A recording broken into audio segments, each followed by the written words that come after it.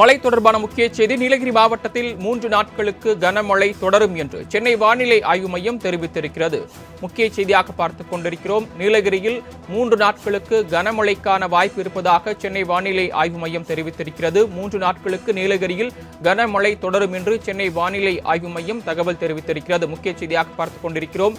அதேபோல கோவையில் நாளை மற்றும் நாளை மறுநாள் கனமழை பெய்யக்கூடும் என்றும் சென்னை வானிலை ஆய்வு மையம் தெரிவித்திருக்கிறது.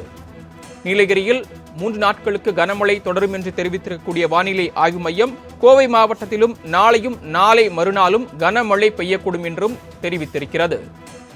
இது தொடர்பான கூடுதல் விவரங்களை வழங்குவதற்காக செய்தியாளர் செலினா இணைப்பில் காத்திருக்கிறார். செலினா, மழை தொடர்பாக சென்னை வானிலை ஆய்வு மையம் தெரிவித்திருக்கக்கூடிய அறிவிப்புகளை பதிவு பண்ணலாம்.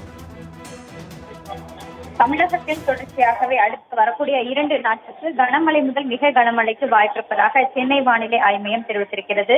குறிப்பாக நீலகிரி மாவட்டத்திற்கு இன்று கனமழைக்கான வாய்ப்பும் நாளை மறுநாள் 2 நாட்களை பொறுத்தவரையிலும் குறிப்பாக நீலகிரி, கோவை ஆகிய மாவட்டங்கள் மழை பகுதிகளை பொறுத்தவரையிலும் கனமழைக்கான வாய்ப்பு இருக்கக்கூடும் என்றும் வானிலை ஆய்வு மையம் எச்சரிக்கை விடுக்கப்பட்டிருக்கிறது. குறிப்பாக மேற்கு திசையின் காற்று வேக மாறுபாடு காரணமாகவும் அதே போல தென்மேற்கு பருவமழை தொடர்ச்சியாக தீவிரமடைந்து வரக்கூடிய நிலையில் தமிழகத்தை பொறுத்தவரையும் அடுத்த 3 நாட்களுக்கு கனமழைக்கான வாய்ப்பு இருக்கக்கூடும் என்று வானிலை ஆய்வு மையம் எச்சரிக்கை விடுக்கப்பட்டிருக்கிறது.